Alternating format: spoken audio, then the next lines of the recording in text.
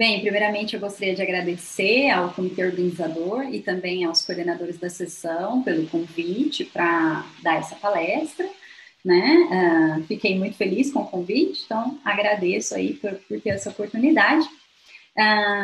Bem, então, para quem já me conhece, algumas pessoas, eu conheço algumas pessoas aqui, algumas pessoas já encontrei em diversos congressos, e essas pessoas devem saber que eu gosto bastante de problemas relacionados à equação de Dogaville. Então, para essas pessoas não deve ser surpresa eu estar falando sobre esse assunto hoje, né? Agora, para quem nunca ouviu falar sobre isso, eu vou introduzir, né, o que vem a ser a equação de Dogaville e contar um pouquinho da história para começar, tá certo? Então, meu objetivo é falar sobre a equação de Dogaville para funções limitadas, mas eu ainda vou caminhar um pouquinho para chegar lá. Bem, então eu vou começar introduzindo o que a gente conhece como equação de Dogaville. Eu vou começar contando sobre o surgimento dessa equação. Em 1963, Dogaville provou que cada operador compacto T do espaço das funções contínuas C de 0,1 no espaço das funções contínuas C de 0,1 satisfaz essa equação aqui. A norma do operador identidade nesse espaço mais o operador T é igual a 1 mais a norma do operador T. Bem, depois deste resultado do Dogaville, diversos autores passaram a chamar, então, esta equaçãozinha aqui de equação de Dogaville.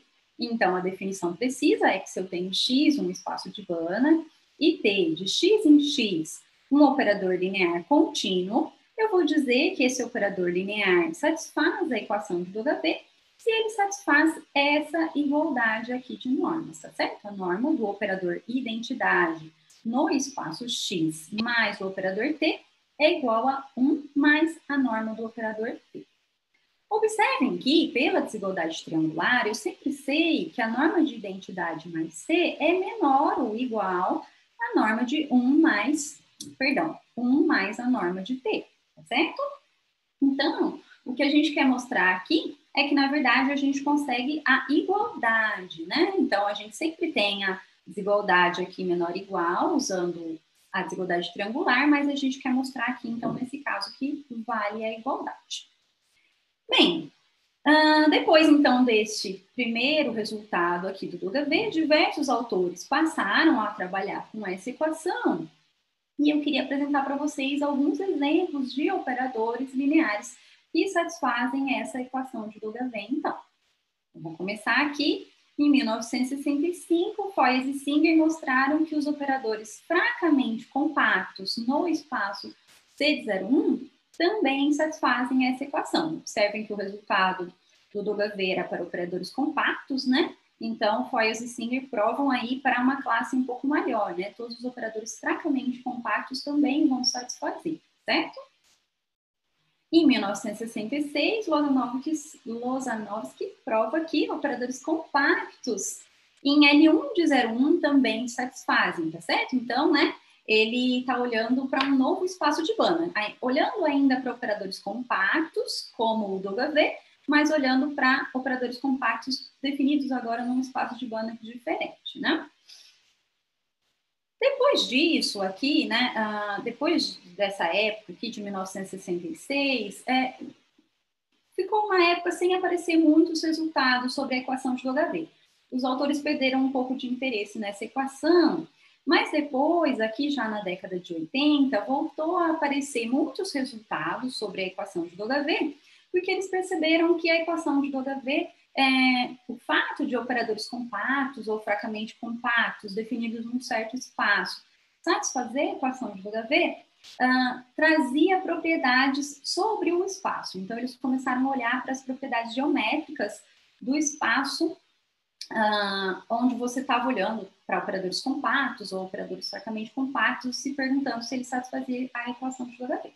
Se eles satisfaziam, em geral, você conseguia boas propriedades para esse espaço. Então, voltou-se a olhar de uma forma especial aí para esse problema, tá certo? E surgiram novos exemplos. Então, aqui, vou continuar listando alguns deles, mas existem muitos outros exemplos, tá certo?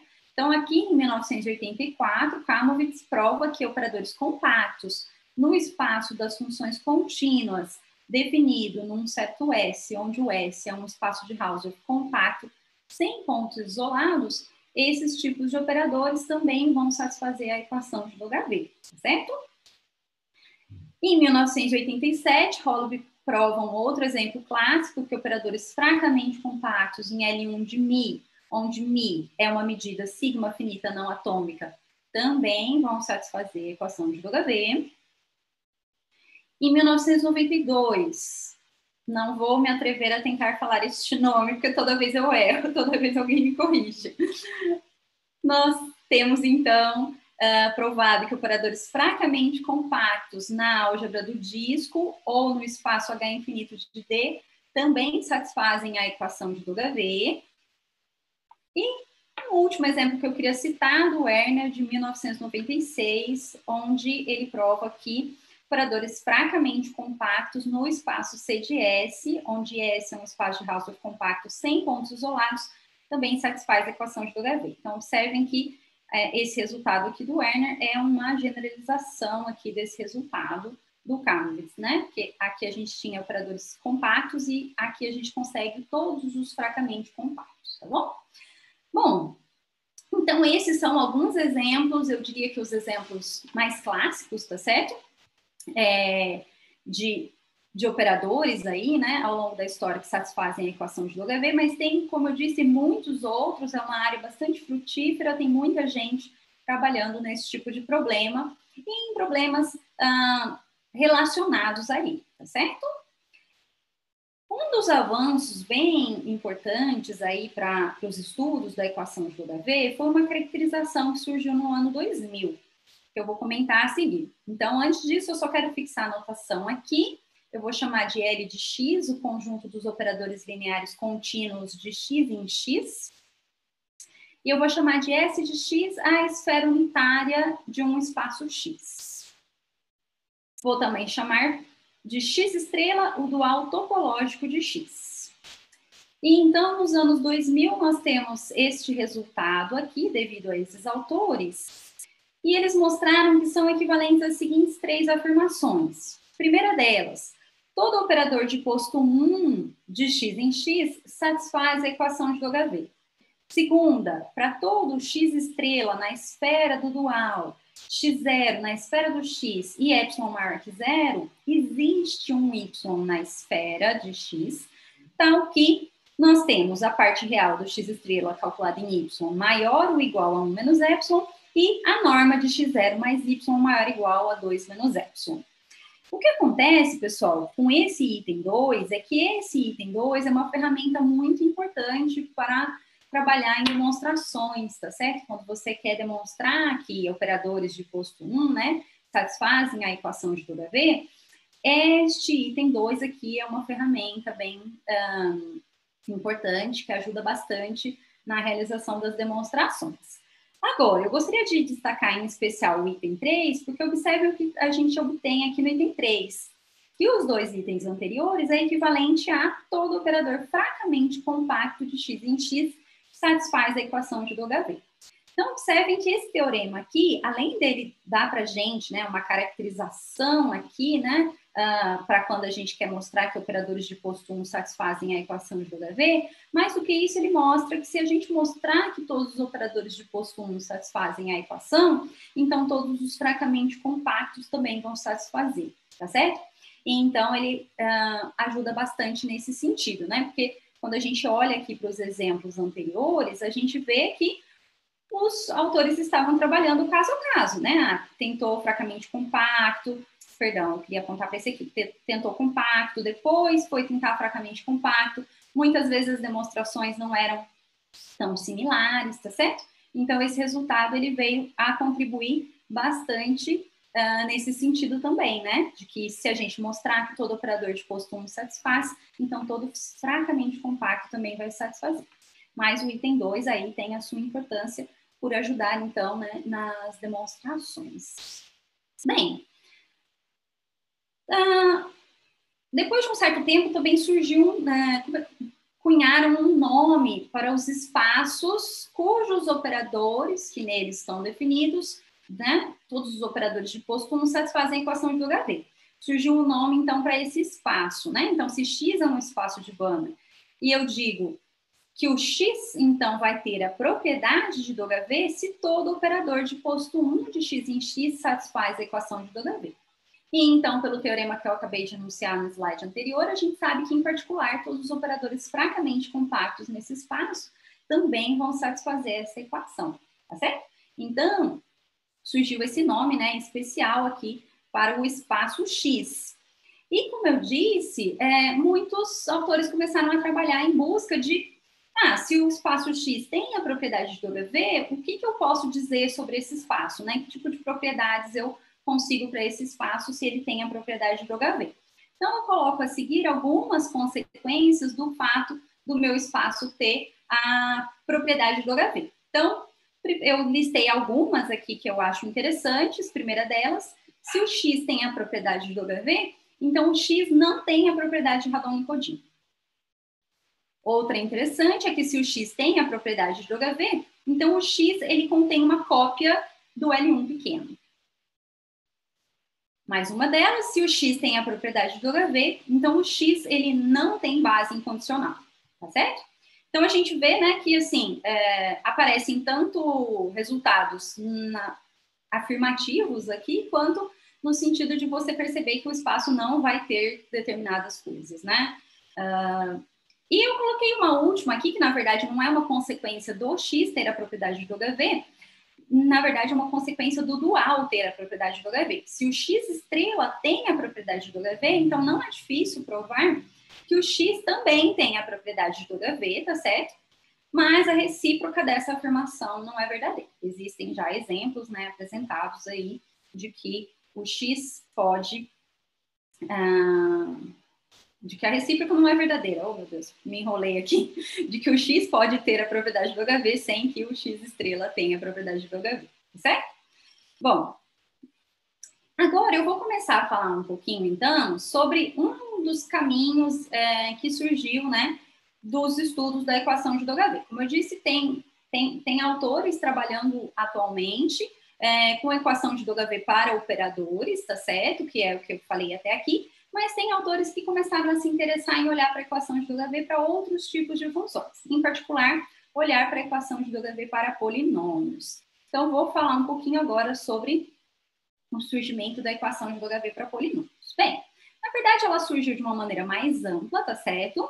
Né? A generalização da equação de W surgiu olhando, na verdade, para funções limitadas de uma bola unitária de um espaço no mesmo espaço. Então, se eu tenho x, um espaço de banda, e φ, uma função limitada de b de x em x, eu vou dizer que φ satisfaz a equação de W se ela satisfaz essa igualdade aqui.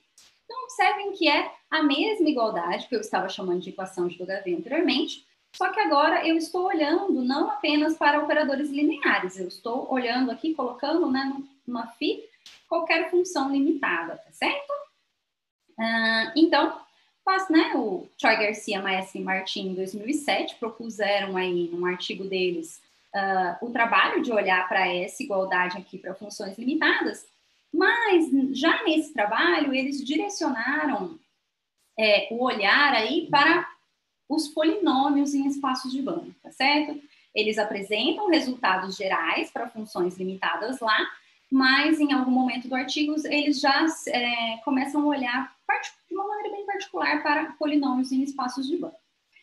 Como eu não sei se todo mundo tem conhecimento aqui sobre o que é um polinômio num espaço de Banach, eu quis trazer a definição do que é um polinômio, porque eu acho que isso é importante, né? Eu trabalho exatamente com a equação de W para polinômios, então quis trazer essa definição. Licença, só um minuto. Bom, então vamos entender o que é um polinômio num espaço de Banach. Se eu tiver x e y em espaços de Banach quaisquer, uma aplicação P de x em y, primeiramente, ela vai ser dita um polinômio homogêneo de grau k, se existe uma aplicação k linear, A, que sai do xk, isso daqui para mim, esse xk é simplesmente o x cartesiano xk vezes, chegando em y, tal que o P de x é simplesmente a minha aplicação k linear calculada em x em todas as entradas, tá certo? Isso para todo x em x. Então, o P vai ser um polinômio se existe essa aplicação K-linear ao que o P de x é igual a A calculado em x em todas as entradas, tá certo?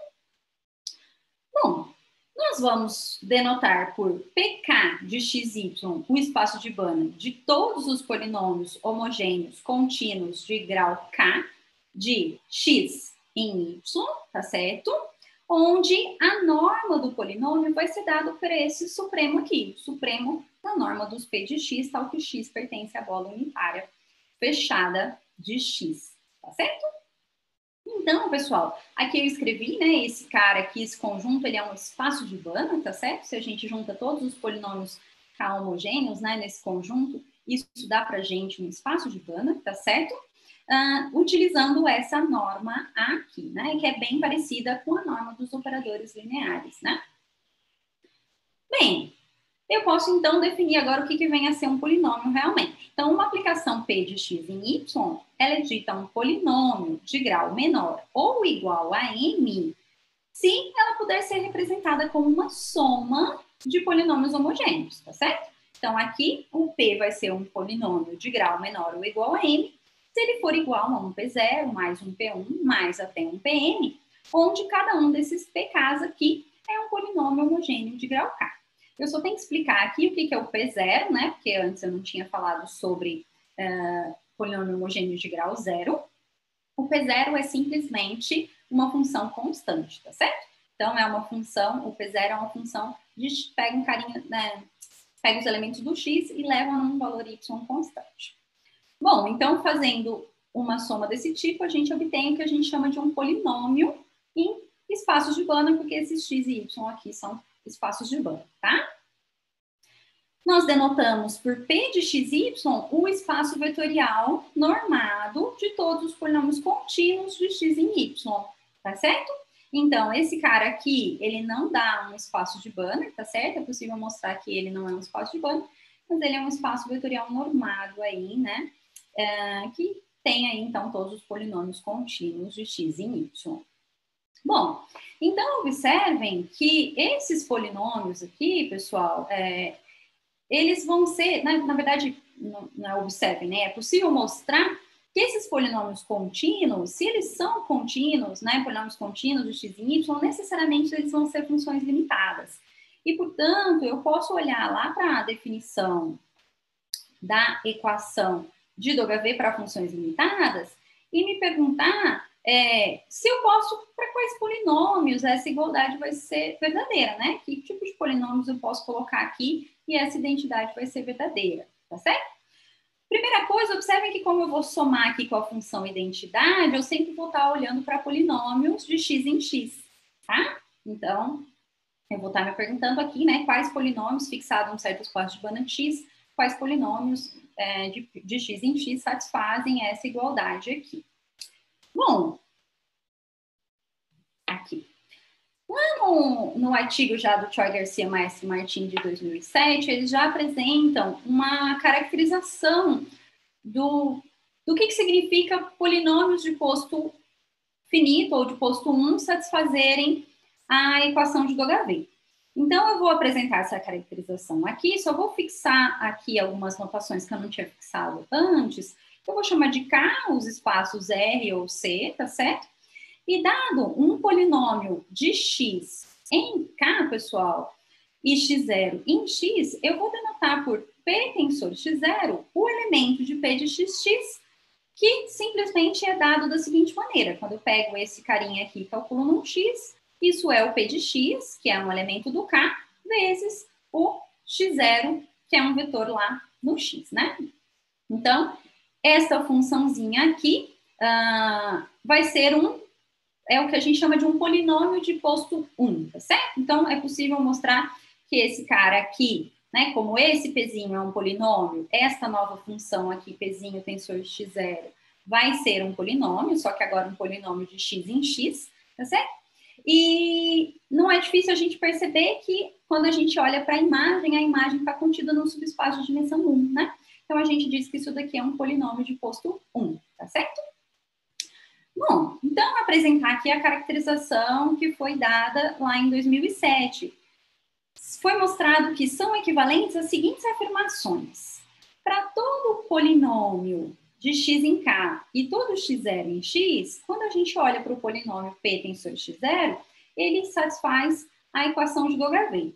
Segunda afirmação, para todo polinômio aqui no p de xk com norma 1, todo x0 na esfera unitária e epsilon maior que zero, existe um ômega na esfera do meu corpo e um y na bola unitária fechada do corpo, tal que eu tenho a parte real de ômega p de y maior que 1 menos epsilon e a norma de x0 mais ômega y maior que 2 menos epsilon.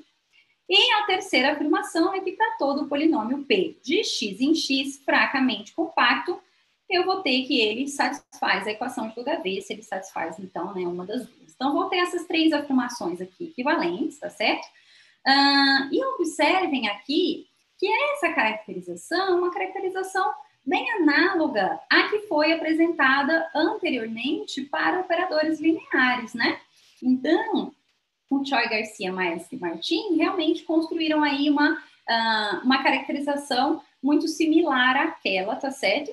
E observem que esse primeiro item aqui, né, eu li ele exatamente do jeito que está escrito, mas recordando que eu falei que esses polinômios aqui é o que eu chamo de polinômios de posto 1, o que a gente está mostrando aqui é que se todo polinômio de posto 1 satisfaz a equação de Dogavée, então todo polinômio fracamente compacto satisfaz a equação de Dogavée, tá certo? Então, generalizando, né, aquele resultado que a gente tinha, se todo operador de posto 1 satisfaz, então todo operador fracamente compacto satisfaz. Então, aqui a gente tem que se todo polinômio de posto 1 satisfaz, todo polinômio fracamente compacto também vai satisfazer. Aqui, pessoal, a definição de um polinômio ser fracamente compacto é análoga à definição de um operador ser fracamente compacto, tá certo? Significa simplesmente de que se você pega esse P, calcula na bola unitária fechada do X, e depois você faz o fecho fraco desse P da bola unitária fechada, isso dá um conjunto compacto na topologia fraca, tá certo? Então, é análogo à definição de operador fracamente compacto, né? Então, o Choi, Garcia, Maestre e Martin trouxeram essas características, né, esse resultado aqui para a gente. E, novamente, né, o item 2, ele é muito importante na prática quando você vai tentar fazer as demonstrações de que os seus polinômios satisfazem a equação de Dogavée, certo? Então, é uma caracterização muito útil para desenvolver o trabalho realmente, tá? Bem, aqui eu coloquei em seguida, pessoal, alguns exemplos clássicos de espaços cujos operadores, polinômios fracamente compactos vão satisfazer a equação de Dogavée.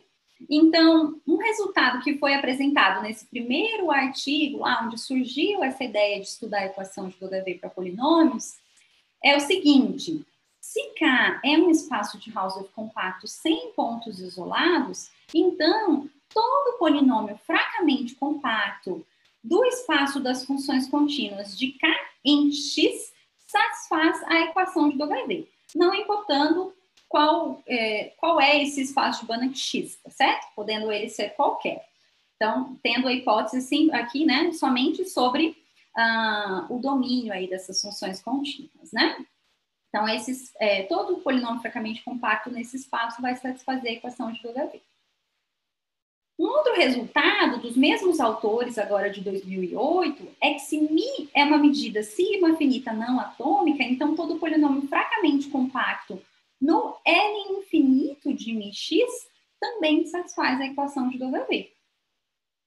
E um resultado de Martin, Meri e Popov de 2010 mostra que se μ é uma medida sigma finita, não atômica, então todo polinômio fracamente compacto em L1 de μx também satisfaz a equação de Dogavée, certo? Então, esses são 3 exemplos clássicos aí, né, de espaços cujos polinômios fracamente compactos definidos neles satisfazem essa equação de Dogavée.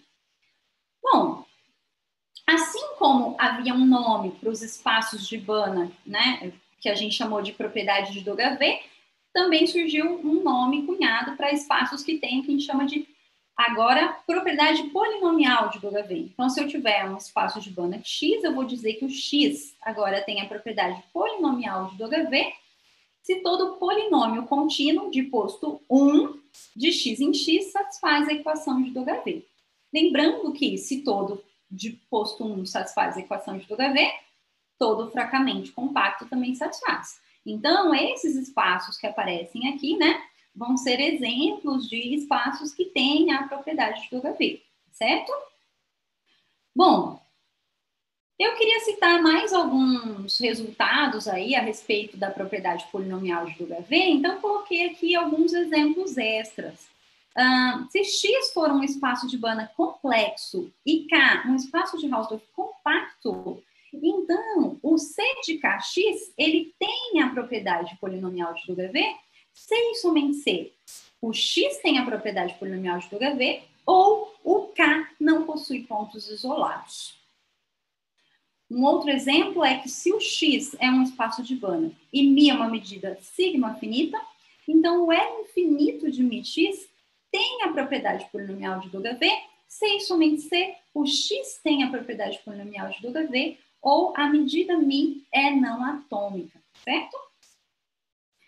E nós temos ainda que se X é um espaço de Banach e μ é uma medida sigma finito, então se o L1 de μx tem a propriedade polinomial de ΔV, então o X tem a propriedade ou a μ tem que ser uma medida não atômica, certo? Então, nós temos aí esses resultados sobre a propriedade polinomial. Eu vou falar agora, pessoal, sobre uma outra linha de estudos que surgiu relacionada à equação de ΔV, que são os centros de ΔV.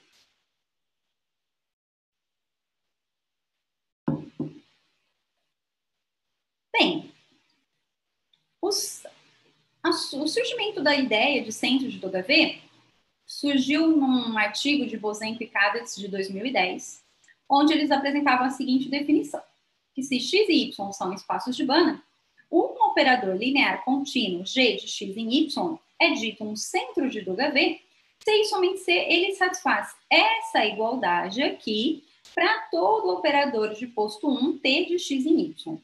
Observem que essa igualdade lembra muito a equação de ΔV, né?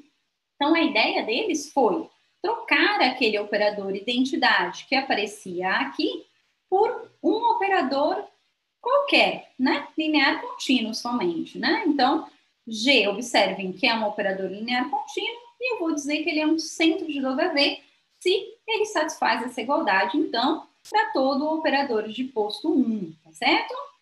Observem que, olhando, né, dessa forma, com essa noção de centro de ΔV, você tem esse x e esse y aqui podendo ser espaços diferentes, né? Antes, quando a gente estava olhando para identidade aqui, os operadores tinham que ser necessariamente de x em y, perdão, de x em x, né?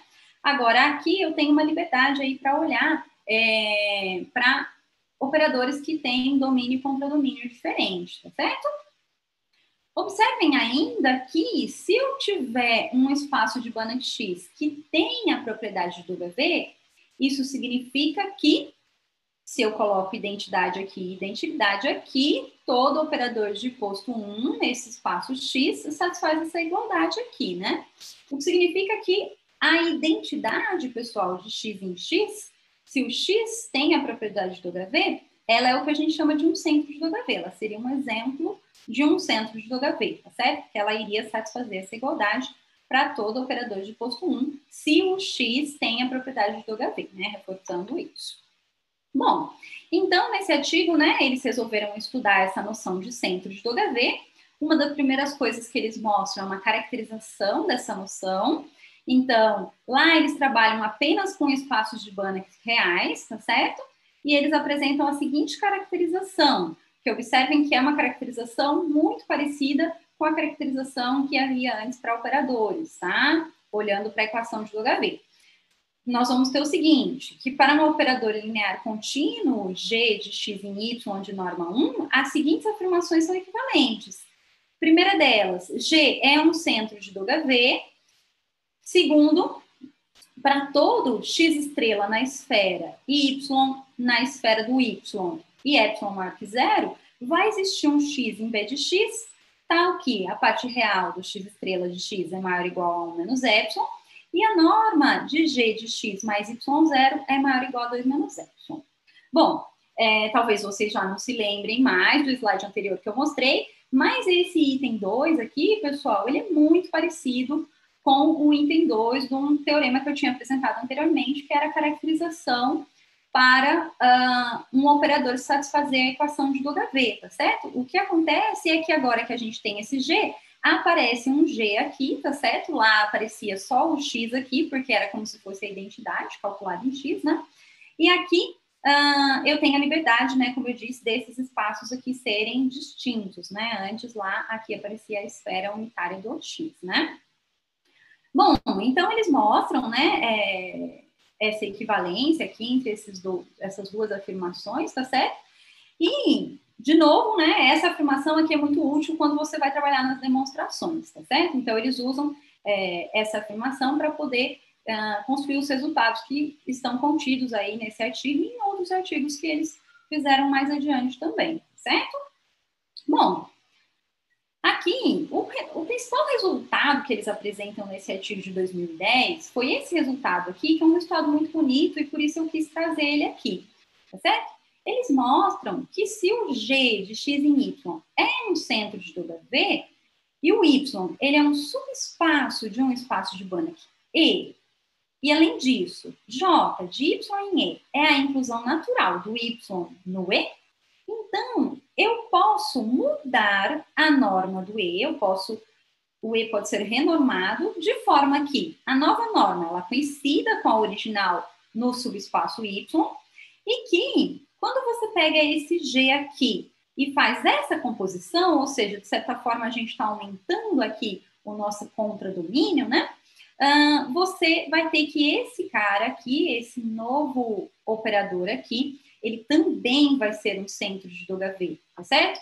Ou seja, ele vai satisfazer essa igualdade aqui para todo operador de posto 1, só que agora de x em E, chegando num contradomínio maior, tá certo? Então, eles apresentam esse resultado aqui em 2010, que é um resultado muito bonito e permite, inclusive, a gente tirar conclusões sobre espaços que têm a propriedade de W, se você coloca esse operador G aqui como sendo a identidade de x em x, tá certo? Bom, mais recentemente, caminhando aí um pouco mais para frente na história, surgiu a ideia de olhar para essa ideia de Bose-Picard, que era, né, para centros de W, só que para funções mais gerais. Então, em 2017, surgiu a ideia de olhar para a equação de W agora, não é bem equação de W, né, porque não é identidade aqui, a gente vai chamar de phi equação de W, colocando, então, funções ainda mais gerais, tá certo? Não somente operadores lineares. Então, surge a seguinte definição. Se eu tiver x e y espaços de Banach e φ uma função limitada de b de x em y, nós vamos dizer que uma função psi de b de x em y satisfaz a φ equação de W se ela satisfaz essa igualdade aqui. Então, novamente, olhando para essa igualdade aqui, ela lembra a equação de W, né? Se a gente coloca aqui no lugar dessa função φ, a função identidade, ela é exatamente a equação de W para funções limitadas, tá certo? Só que aqui, então, a gente está mesclando a ideia do centro de W com a ideia, né, de olhar aí para funções mais gerais, para funções limitadas, tá certo? Então, em 2017, né, surgiu a ideia de estudar essa equação dessa forma, essa φ equação de W. Nesse artigo, eles apresentam diversos resultados sobre φ equação de W, tá certo?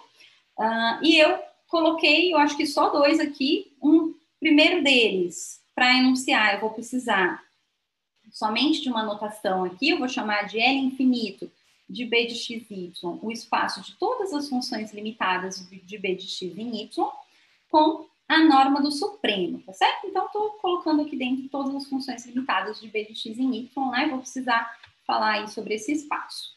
Então, o primeiro resultado que eu trouxe, né, desse artigo de 2017, É um tipo de caracterização também, só que agora da phi equação de Dogaville, tá? Se a gente tiver xy um espaço de Banach e z um subespaço desse L infinito, né? Um subespaço aí formado por funções limitadas de b de x em k, e nós tivermos ainda uma função φ de L infinito de b de x em y com norma 1, são equivalentes às seguintes afirmações. Primeira delas, para todo φ em z e y em y, se eu faço essa função φ tensor y aqui, que é feita de forma análoga àquele p tensor y que eu fiz antes, é simplesmente, quando você calcula ela em um certo x, é o φ de x vezes o vetor y, simplesmente isso. Essa função aqui, para todo x e y, satisfaz a φ equação de Dogaville.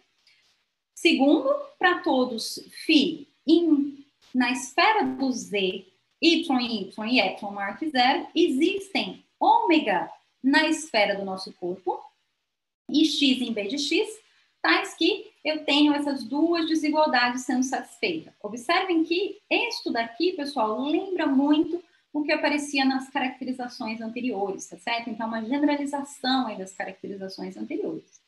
E mais do que isso, no terceiro item eu tenho que toda psi em L infinito de b de xy fracamente compacta, tal que, quando eu faço essa composta aqui, y composto com psi, para todo y estrela, se ele pertence a z, então essa nossa psi vai satisfazer a phi equação de Dogaville, tá certo? Então, nesse artigo de 2017 aparece esse resultado aqui, pessoal, que novamente foi muito útil para eles conseguirem construir aí, né, novos resultados que são apresentados no artigo. Em especial, olhando para esse último item aqui, nós vamos conseguir tirar aí um resultado interessante, que eu já vou falar daqui a pouquinho, certo? Bom, então, aqui, eles estudaram essa ideia dessa phi equação de Dogaville, mas antes mesmo desse artigo surgir, há algum tempo atrás, eu já estava pensando, já tinha olhado para esses resultados sobre centros de Dogaville e já pensava sobre ele para polinômios, sobre como é que ficaria, se seria possível generalizar as ideias de centros de Dogaville para polinômios, né? Então, eu já estava, assim, um pouco voltada a olhar para esse problema para polinômios.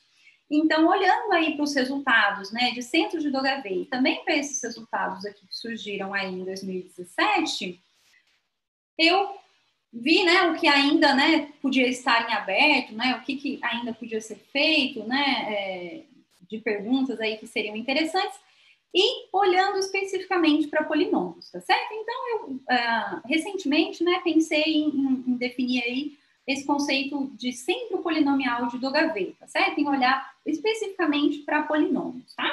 Então, eu apresento aqui para vocês a seguinte definição. Se x e y são espaços de Banach, um polinômio contínuo que de x em y, eu vou dizer que ele é um centro polinomial de Dogaville se ele satisfizer essa igualdade aqui para todo o polinômio de posto 1, p de x em y.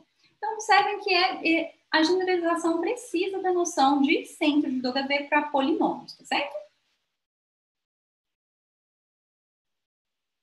E que é análogo a dizer, por exemplo, olhando aqui, né, para a definição de Braque, Sanches Pérez e Werner, a gente teria aqui quando, desse jeito que eu escrevi aqui, né, eu vou ter que essa daqui seria o que eu chamaria de Q-equação de Dogaville, né? Onde o Q é um polinômio, tá certo?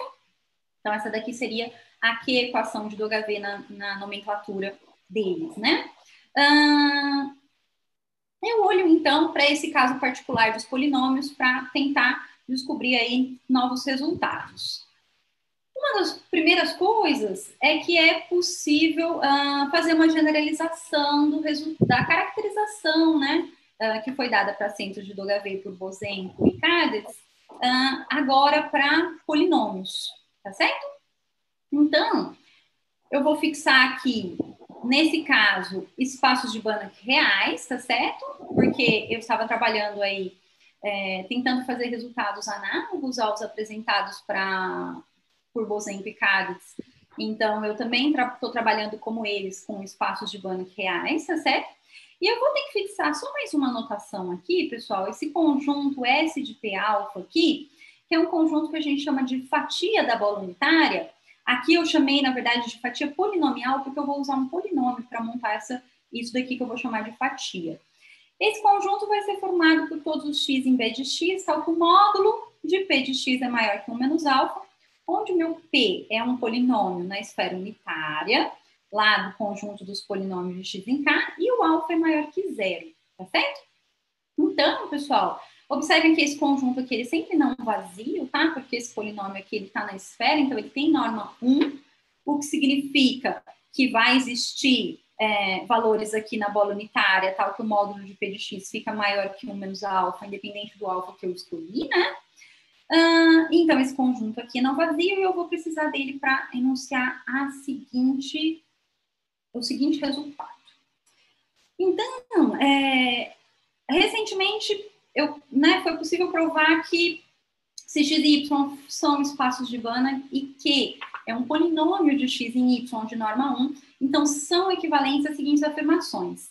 Que é um centro polinomial de W, e daí essas outras duas aqui, elas são mais técnicas, tá certo? Eu vou fazer a leitura, mas é só numa tentativa de tentar perceber que é parecido com os anteriores, tá certo? Para todo y0 na esfera do y e para toda fatia polinomial que eu pego de P ε0, existe uma outra fatia dentro dessa, tal que essa desigualdade ela vai ocorrer para todo carinha que mora dentro dessa fatia menor aqui, tá certo? Que foi conseguida dentro da outra. E isso daqui, pessoal, na verdade é uma generalização de um resultado que já existia para operadores, tá? Que eu não apresentei aqui, mas já tinha um resultado desse tipo aqui para operadores, utilizando fatias da bola unitária, só que daí aqui, como eu disse, isso aqui eu estou chamando de fatia polinomial, porque parece polinômio, e lá, quando você trabalha com operadores, eram fatias da bola unitária, que a gente simplesmente fala, e no lugar de polinômios aparecem funcionais lineares, tá certo? Então, isso é uma generalização de um resultado que era conhecido para operadores lineares já, né, olhando para centros de W. Elisa, desculpa interromper, vou te dar mais uns 10 minutinhos no máximo, tá bom? Claro, obrigada. E aqui, eu tenho ainda aqui uma última afirmação, é que para todo y0 da esfera, todo y maior que zero e toda fatia polinomial, eu consigo um x que satisfaz essa desigualdade. Essa daqui, na verdade, é uma consequência bem direta desse anterior. Se você está provando que 1 implica 2, 2 implica 3, o 2 implica 3 é bem direto, tá certo? E o que eu queria destacar aqui, pessoal, é que dizer que esse x está aí nessa fatia é uma coisa meio parecida com o que aparecia antes daquela desigualdade que a parte real do funcional linear calculado no x era maior que 1 menos epsilon, vai ficar meio parecido com isso quando você olha aqui para a cara dos caras que estão na fatia. Estar aqui dentro é satisfazer essa desigualdade, tá? Então, né, foi possível obter essa caracterização aqui, que permitiu, então, construir exemplos de centros polinomiais de W e provar resultados também, tá certo?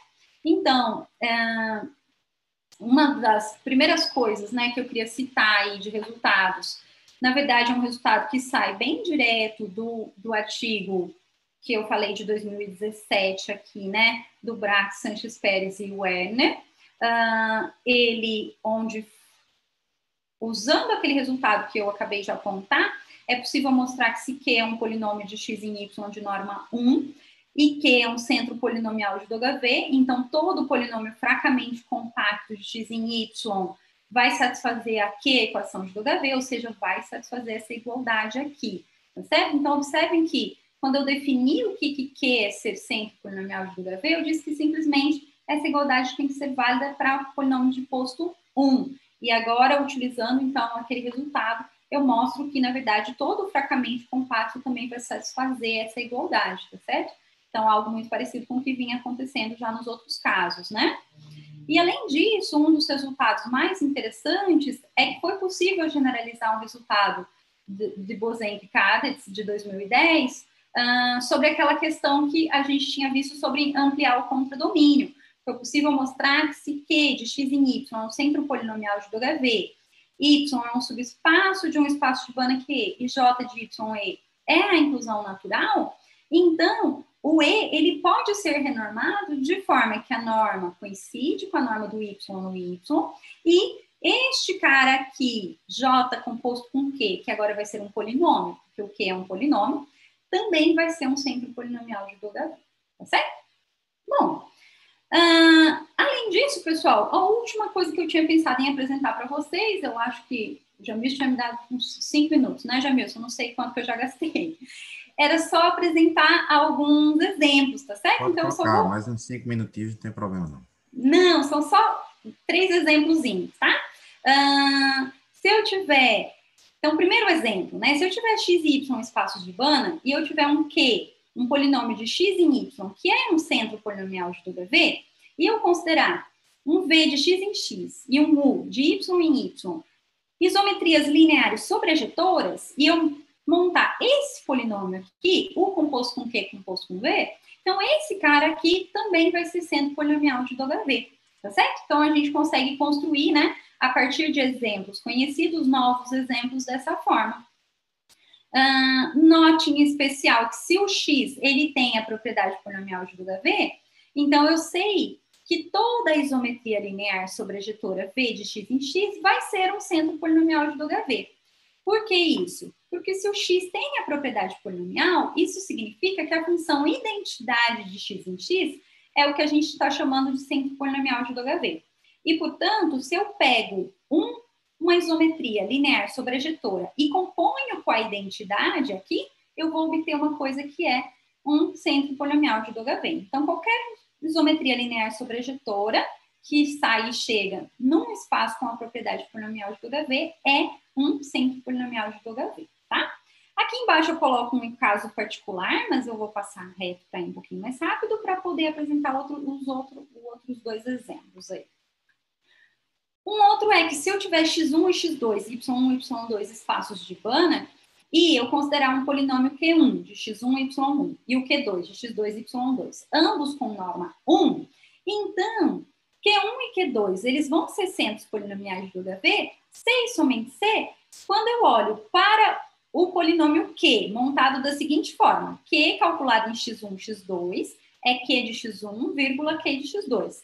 Então, esses caras vão ser sempre os polinomiais de W, sem somente ser esse Q aqui, onde o Q1 e o Q2 aparecem aqui nas coordenadas, é um centro polinomial de W, tá certo?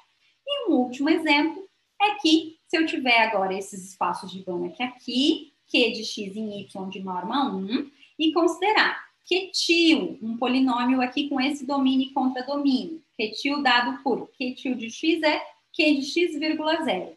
E Q-chapéu, saindo aqui deste domínio e contradomínio, e o Q-chapéu faz o seguinte, pega um x1, x2 e calcula Q de x2. Então, vão ser equivalentes o seguinte: Q é centro polinomial de W, Q-til é centro polinomial de W e Q-chapéu é centro polinomial de W. Então, utilizando esses resultados, a gente consegue aí, né, exemplos aí de centros polinomiais, tá certo? Bem, só para apontar aí algumas questões em aberto, eu falei sobre propriedade do W, propriedade polinomial, então uma coisa que ainda não se sabe é se a propriedade de W, que é uma propriedade que a gente olha só para operadores, implica na propriedade mais forte, que é a propriedade polinomial de W, né? Outra, e aqui, gente, foi um erro de digitação, eu não falei sobre propriedade alternativa aqui, me perdoe.